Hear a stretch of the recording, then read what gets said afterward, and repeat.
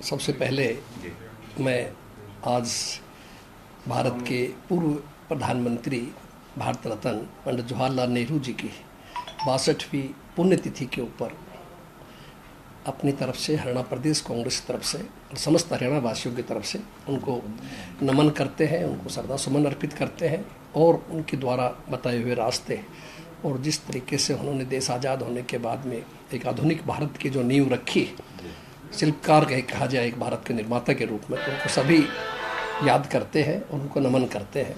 मैं भी आज उनको याद करते हुए हम सब हरियाणा प्रदेशवासी उनको नमन करते हैं। आपने प्रश्न किया SIR के ऊपर।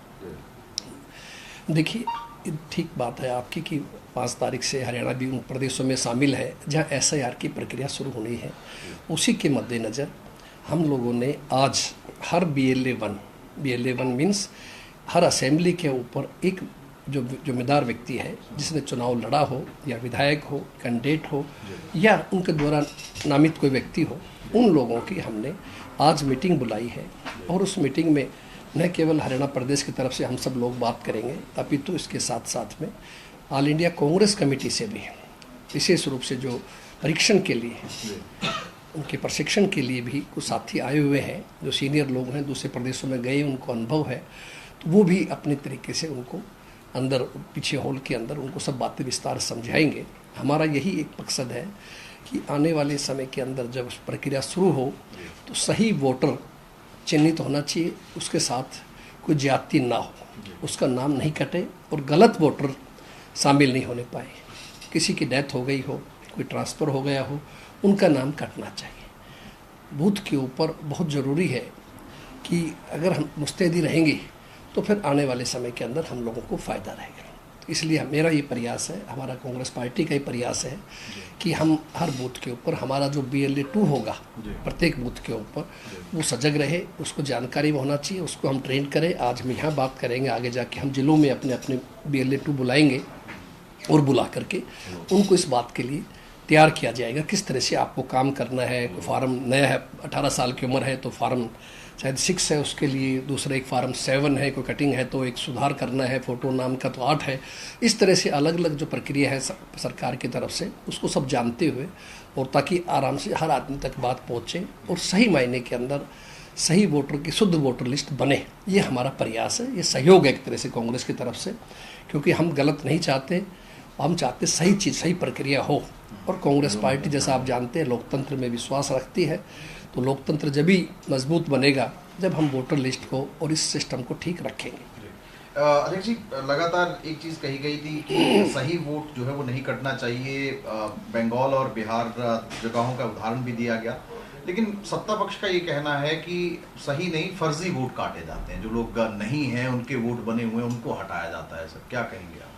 देखिए, मैंने अभी भी बोला इस बात के लिए कि हम ज़रूर चाहते हैं जो वोट गलत है या मृत है या डबलिंग है, 2-3 जगह है, वो कटने ही चाहिए। कांग्रेस इसकी पक्षधर रही है, कभी भी हम इस बात के पक्षधर नहीं है कि किसी आदमी का डबल वोट हो या डेथ जिसकी हो चुकी है उसका वोट हो, नहीं होना चाहिए। वोट एक ही रहना चाहिए, वोटर लिस्ट शुद्ध बननी चाहिए। हमारा ये प्रयास है और हम चाहते हैं कि भाई जैसा पहले भी आरोप लगा बिहार में, बंगाल में कि धर्म के नाम पे, जाति के नाम पे या पॉलिटिकल मोटिवेशन के आधार के ऊपर वोट काटे जाते हैं, वो गलत है, उसका हम विरोध करेंगे। हरियाणा में भी ऐसा करेंगे तो हम नहीं होने देंगे।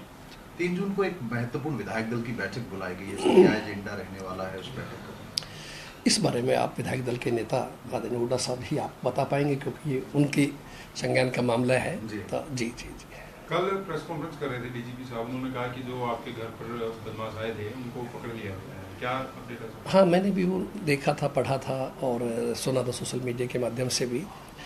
जो नारनौल मेरे निवास स्थान के ऊपर जो हमला हुआ और जो हमारा उम्मीद थी कि 4-5 आदमी होंगे, फिर पुलिस ने कहा नहीं सब 6 लोग थे। तो हमने कहा ठीक है। उन्होंने कहा पारदी गैंग है, कोई मध्य प्रदेश के वो लोग आए हुए हैं, उनके हाथ से हरकत ऐसा हुआ है। तो हमने कहा ठीक है, आप पकड़ने की कोशिश कीजिए। फिर हमें पुलिस प्रशासन ने बताया कि वो सब पहले वो अलवर ट्रेस किए गए हैं, उन्होंने प्रेस कॉन्फ्रेंस की, फिर पता लगा वो मध्य प्रदेश चले गए। तो जो जितना मुझे जानकारी मेरी जिला पुलिस से कि भी मध्य प्रदेश में हमने कुछ आदमी भेजे हुए हैं हरियाणा से पुलिस के जवान, उनको लाने के लिए। अभी फ़ोन वोन बंद है, संपर्क नहीं है, इन द मेन टाइम पिछले 3 दिन पहले 4 दिन पहले महेंद्रगढ़ के अंदर कुछ संदिग्ध व्यक्ति पकड़े गए हैं। जैसा पुलिस ने बताया कि वो भी उसी गैंग के, उनके पड़ोस के, उनके गांव के वहीं आसपास के लोग हैं। और उनमें से पुलिस प्रशासन ने कहता है 2 व्यक्ति वो हैं जो आपके भी चोरी में शामिल थे। देखिए, हमने तो कुछ शक्ल से देखा भी नहीं वारदात, तो प्रयास था वारदात का, और अगर वो अंदर जाते, एंट्री कर जाते भीतर, तो निश्चित रूप से जान माल की हानि होती। लेकिन ये भगवान की कृपा रही, परमात्मा का शुक्र है, और आँखें खुल गई, जिससे वैसे वो भागने कामयाब हुए हैं। तो मैं खुद आश्चर्य में हूँ। कोई डीजीपी साहब ने बयान, कोई मेरी विचार से थोड़ा सा समझने में कोई फ़र्क हो गया। उनकी खुद स्थानीय पुलिस का ये दावा है कि हमने उनमें से 2 आदमी ऐसे हैं जो उसमें शामिल थे, तो इसलिए कहना 7 पकड़ लिए, 6 पकड़ लिए, कोई और गैंग पकड़ा है इन्होंने, तो उसमें से बता रहे 1-2 आदमी उनमें से वो भी है, ऐसा बताया गया जी। बाकी अभी हम चाहते हैं पुलिस प्रशासन को, हम भी मौका देना चाहते हैं, उनको डिस्टर्ब नहीं करना चाहते, काम करें। और सवाल नरेंद्र सिंह का नहीं है, सवाल एक आम आदमी की सुरक्षा का है। हमने हमेशा ये कहा है कि हरियाणा के अंदर लॉ एंड ऑर्डर बहुत अच्छा होना चाहिए।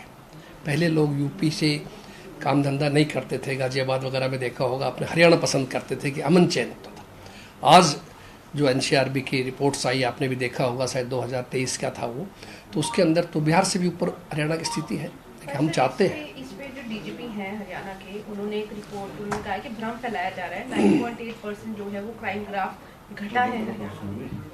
अच्छा, घटना भी चाहिए, हम भी कहते हैं। मैं कोई व्यक्तिगत या झूठा कोई सिर्फ आरोप नहीं लगाना चाहता, लेकिन जो एनसीआरबी की रिपोर्ट थी 2023 के, जो मेरे भी चंगान में आई, जानकारी में आई, उसके आधार पे हमने बोला था, वरना हम नहीं बोलते। और कौन अपने प्रदेश की बदनामी चाहेगा?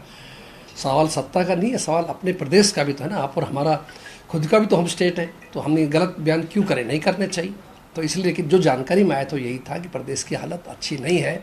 लेकिन हम ये रोज़ ज़रूर पढ़ते हैं या सुनते हैं या देखते हैं टीवी के माध्यम से, अखबार के माध्यम से, हरियाणा में अपराध तेज़ी से बढ़ रहे हैं, सरेआम गोलियां चल रही हैं, कोर्ट के अंदर भी मर्डर किए जा रहे हैं, फिरौती भी मांगी जा रही है। तो इस पर घटनाएँ ज़रूर चल रही हैं, चाहे वो पुलिस प्रशासन माने या ना माने, या हरियाणा की जनता से पूछ सकते हैं इस बारे में जी। धन्यवाद सर। एक और सतीश नांदल है, निर्दलीय उम्मीदवार थे राज्यसभा में, उन्होंने याचिका दायर की है sir Punjab and Haryana high court में। उन्होंने कहा कि 2 वोट कैंसिल करने के लिए मैंने बोला था, हमने अपील की थी, 1 ही किया, उसको लेकर उन्होंने याचिका दायर की है सर। भरत बेनीवाल की वोट पर देखिए, वैसे हर व्यक्ति का अधिकार है चुनाव लड़ने वाले का, कोर्ट में जाने का। विधायक के चुनाव होते तो भी हम लोग जाते हैं, जिसको उम्मीद होती है कुछ। तो नांदल साहब ने इस विषय से गए होंगे, बाकी बहुत ज़्यादा तो नांदल साहब ज़्यादा बता सकते हैं आपको। लेकिन मैं इतना ज़रूर कह सकता हूँ कि जो फैसला आया ठीक आया, लेकिन हम भी कह सकते हैं कि हमारे एक व्यक्ति का गलत कैंसिल किया गया भाई। और हमारे जो 5 वोट कैंसिल हुए, 4 वोट, 5 तो चलो वो थे जो आपने उन डाला, लेकिन 4 वोट्स में भी हमारे तो ये ठीक भी नहीं होने चाहिए, लेकिन ठीक उन्होंने किया।